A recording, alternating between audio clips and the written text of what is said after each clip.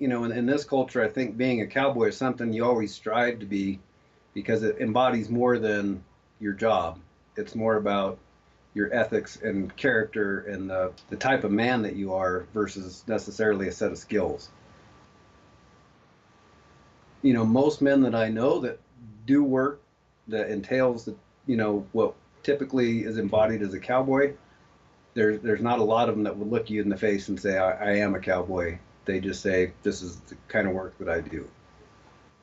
When we go set camp in June, we'll be in and out of there all summer taking climbers and fishermen. In the wintertime, there's some recreation that we do. Some people snowmobile or just go hiking. Um, it's pretty limited due to the amount of snow. And then, as soon as we can get back up there, we'll ride young horses in the spring. It's always best to get them in the mountains.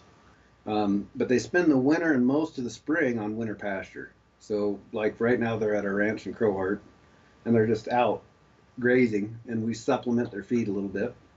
Um, but I only have a few horses at home right now. Most of them will come home in the next week or so. During hunting season, if we've got clients in camp, we'll wake up around 4:30 to 5 in the morning, go out, feed horses. Hopefully the cook's up and got a fire going in the cook tent and coffee going. And while our horses are eating, we'll saddle our horses and our clients' horses. And then, depends on where you're going that day, but usually we'll go wake the clients up about 5:30 and start the heaters in their tents so that they can get dressed where it's warm, and then they'll come into the cook tent and eat. Breakfast will be ready. We'll all eat together, and then we leave in the dark. So you'll get their horses ready, put their bridles on, put them on the horse, and then head out to wherever you're hunting and spend the day in the field, usually with a sack lunch. And then we usually come in about an hour after dark. Clients go into the cook tent. We take care of the horses. Again, unsaddle them and feed them and brush them down and put them up for the night. And then it just kind of repeats. And then once you get an elk, then that client typically stays in camp and either fishes or, relaxes, that kind of thing. And so we debone everything up there just because it's so remote that, packing the bones out doesn't make a lot of sense. And so you debone everything, and then if they're in a really tough location, a lot of times we have to carry them back to the trail on our back, in a backpack or something like that, and then we'll put it on the horse, and it goes back to camp at that point, and it's got to be bear-proofed to make sure the bears don't get into it. And then when the hunt's over or when everyone's filled out, then all the elk will go to town to be processed at the meat processor. And then they'll be either shipped, or sometimes the hunters will stay in town until the processing is done, and then they'll take it home with them. You're a part of the landscape as opposed to just being a visitor. It's a whole different thing being awake when the sun hits, when the very first rays of sunlight are coming in, and then also being awake at the end of it and seeing everything that happened across that landscape during that day and during that season, or as in our case, those seasons. It's a whole different aspect, I think, than most people get of being in the wilderness. Even people who like to go camp don't get to learn the day-to-day patterns of all the animals that live there, because when you're up that early and out that late, you don't only just see elk or whatever you're chasing, but you see elk, sheep, moose, deer, bear, the birds. I mean, you get to see how everything works and works together, and it's just a whole different feeling than just being a visitor, I think, if that makes sense. So we view our role as a steward of the population. We don't consider ourselves to be so much a taker, but so, in as much as we make our living off of hunting elk, we also really care about the elk herd and want to make sure it's healthy. And so it's interesting to watch, as the season progresses, how their habits change. They start to try to really beef up, and then of course when you get into the fall, the rut comes in and the elk are bugling, and they're chasing cows around, and for the most part, because we're so remote, they don't really see us as a threat per se. I mean, they're wary, of course, but it's not like a lot of places that are flooded with people. I mean, they just we're part of the ecosystem to them, and they understand, similar to when they see a wolf coming, they don't panic and just leave. They just, give you a wide berth.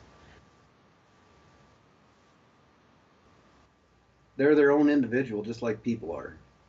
So you have to get to know them, horses and mules both. You get to know them and learn their different quirks, and different people get along with different horses in a different way, just like people are. So there are horses that I like that my wife doesn't like. So you kind of develop a different relationship with each one, and it's based on the amount of time you spend with them. Anyone who would call themselves a cowboy would have to agree that it's a relationship of mutual respect, I think.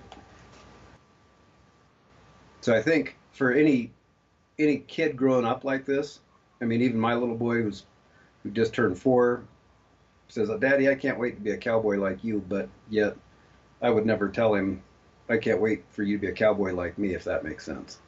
Probably something a lot of people don't understand, but you'll meet very few people who will tell you I'm a cowboy, and if they do, they're probably not. If you want to do this job, you have to be tough because you don't have an option. So if I'm riding 20 miles into my camp and a horse bucks me off and I'm beat up, I don't really get the option to whine about it. I can either go to camp or I can lay there and die. There's not a lot of room for weakness. So if you're not tough, you either get tough or you quit. But I get to live a life people just don't anymore, or a lot of people don't, and I get to see things people don't get to see. One of my guiding principles is I want to spend my life outside. When I wake up to go to work in the morning, I want to saddle a horse and not go to an office. Whether it's on a ranch or on an outfitting camp or on a farm. I mean, and that's why I say it's hard to define the term cowboy, because there's so many different, facets to that life. Most of the people who choose to pursue this lifestyle have a dedication less to monetary things and status symbols and things like that, and more to an outdoor lifestyle. In our job, there are really no work hours. It's not 8 to 5, or it's not 5 days a week. Some days it's 10 days a week, and then you might get a day off.